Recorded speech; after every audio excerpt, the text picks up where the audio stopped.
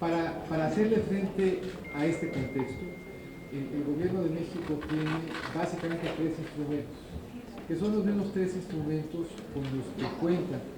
cualquier otro país del mundo. Esto es, los gobiernos no tienen más alternativas que combinar de la mejor forma posible su política fiscal, su política monetaria y la capacidad que tengan de cambiar la estructura de su economía a través de un proceso de reformas. No hay ninguna otra avenida a través de la cual el gobierno pueda trabajar para fortalecer su economía y darle dinamismo que estas tres palancas. Y la magnitud y la importancia de cada palanca depende del contexto y tenemos que usarlos de manera juiciosa. Hay épocas y momentos en donde una de las palancas es más activa que otras, en donde podemos usar más de la política fiscal o más de la política monetaria en otras circunstancias, y en general el seguir haciendo reformas estructurales nos va ayudando a diversificar nuestra economía y a darle mayores elementos de fortaleza. ¿Qué caracteriza a cada uno de estos elementos? En materia de política fiscal, lo que toca hacer ahora es seguir en el proceso de consolidación, estabilizar nuestra deuda como porcentaje del PIB y buscar que poco a poco empiece a reducirse. México tuvo espacios fiscales, los aprovechó en el pasado, por la vía de la política fiscal estimuló a la economía y la acompañó cuando la demanda global estaba ausente, pero ahora lo que toca es, desde las finanzas públicas, mandar señales de certeza y seguir con el programa de consolidación fiscal, y es en este marco que los datos de cierre del 2016 son relevantes, porque ya en un entorno de enorme volatilidad, las metas que se habían comprometido en materia de consolidación fiscal se han venido alcanzando y se manda con eso señal de un gobierno responsable y que está administrando bien sus finanzas públicas. Para ello, este paquete económico 2017 habrá de ser muy relevante. De que se aprobó el paquete para acá, han cambiado de manera muy importante prácticamente todas las variables. Este es un paquete que se presentó con el tipo de cambio 18-20, es un paquete que se presentó con una expectativa de crecimiento de 2,5%, y es un paquete que hoy tenemos que llevar a cabo en un entorno que cambió de manera muy importante y en un marco de incertidumbre que ha venido afectando algunas de las variables que centralmente le daban forma al paquete. No obstante eso, es un paquete robusto, es un paquete que por un lado sigue manteniendo cobertura en el precio del petróleo, es un paquete en el que contaremos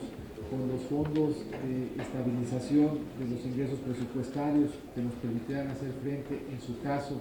a caídas en el ingreso. Es un paquete que fue responsable respecto de la posibilidad de que se generaran remanentes operativos del Banco de México y que en caso de que se generen, y que hoy es un escenario razonable, habrán de usarse en su totalidad para fortalecer el balance público, que es lo que la ley mandata, y eso nos permite tener certeza de que vamos a alcanzar los objetivos de déficit, más bien de superávit primario que nos habíamos planteado. Es un paquete que de nuevo tiene una menor dependencia del petróleo, a través del cual seguiremos manejando prudente y eficientemente nuestra deuda. Un paquete anclado en la convicción de que Pemex sería capaz de transformarse para operar de manera exitosa en un entorno de precios bajos del petróleo. Ayer dio cuenta con ustedes el director general de Pemex de cómo ha venido transformando la empresa para, a través justamente de la reforma energética, encontrar espacios en donde pueda ajustarse al entorno de menores precios, al tiempo que atrae mayores espacios de inversión, mejores elementos de tecnología que habrán de traducirse en un Pemex que siga siendo pilar de nuestras finanzas públicas y palanca de nuestro desarrollo. Y en un contexto además en donde, como parte de un proceso amplio de reformas, estamos abriendo las posibilidades de inversión en el mercado de combustibles. Y lo estamos haciendo además en un contexto muy complicado, en donde, con independencia de esta flexibilización, la combinación de tipo de cambio y de precio de las gasolinas con cargo a la evolución del precio del petróleo, tema que tuvimos oportunidad de platicar con amplitud en días pasados ha generado presiones muy importantes en el precio doméstico de gasolinas. En cuanto a política monetaria se refiere, esta ha sido una política responsable, bien conducida con el banco, que ha actuado de manera proactiva y que nos permite, por lo tanto, frente a las presiones que estamos viendo, que tengamos, sí, y observemos un incremento temporal en inflación que habrá de dividirse en el tiempo y que siga permitiendo que las expectativas de inflación estén bien ancladas alrededor de los objetivos del banco. Eso quiere decir que en materia de política fiscal y en materia de política monetaria, el tono habrá de ser la prudencia y el tono habrá de ser, desde el lado de las dos políticas, mandar señales de certidumbre respecto a la conducción de las finanzas públicas en la fiscal y respecto a mantener bien ancladas las expectativas de inflación en la monetaria. Eso nos deja como espacio de fortaleza el que sigamos implementando las reformas estructurales. Y las reformas estructurales son de diferente tipo. Hoy tenemos, por ejemplo, posibilidad de financiar infraestructura a través de asociaciones público-privadas, al amparo de marcos normativos que se han venido fortaleciendo por este Congreso. Tenemos la posibilidad de desplegar recursos de inversión a través de SECADES, a través de fibras para el sector energético y para la infraestructura. Tenemos posibilidad de movilizar inversión en infraestructura a través del FONARIN o de la Banca de Desarrollo, de suerte tal que lo que estamos buscando es redoblar esfuerzos para que no haya un solo proyecto de infraestructura viable que no se realice por falta de financiamiento. La subasta de los campos al amparo de la ronda 1.4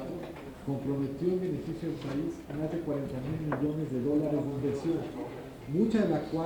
parte de la cual se va a empezar a ver este año y no se habría visto en ausencia de la reforma energética. Solamente Trión, el campo de aguas profundas, en donde Pemex y BHP irán de socios, habrá de movilizar en la vida del campo más de 11.000 millones de dólares de inversión. Eso quiere decir que esa reforma estructural en lo particular hoy nos está ofreciendo avenidas de inversión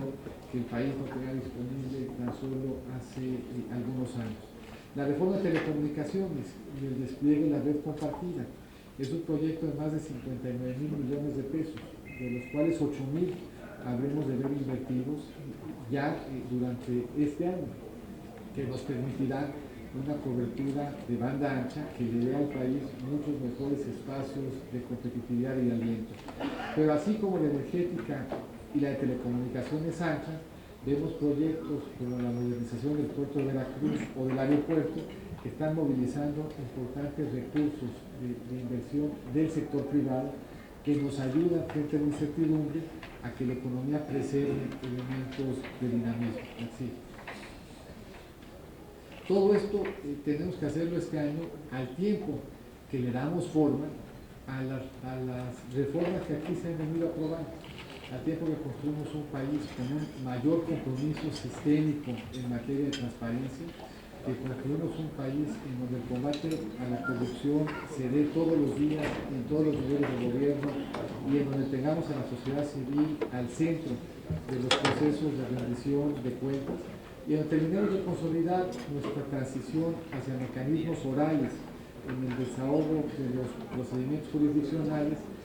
al amparo y en beneficio de un solo Código Nacional de Procedimientos Penales.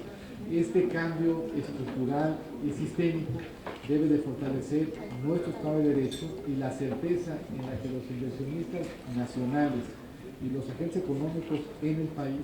tendrán de que México seguirá siendo y será cada vez más un país comprometido con estos tres valores, y lo será no solamente porque quiera ser ejemplo de ello, sino porque tiene un sistema que habrá de cambiar de manera estructural los incentivos en estos temas y ocupan parte relevante de la agenda de este año. Así. ¿Cuáles son los retos que tenemos hacia adelante? Son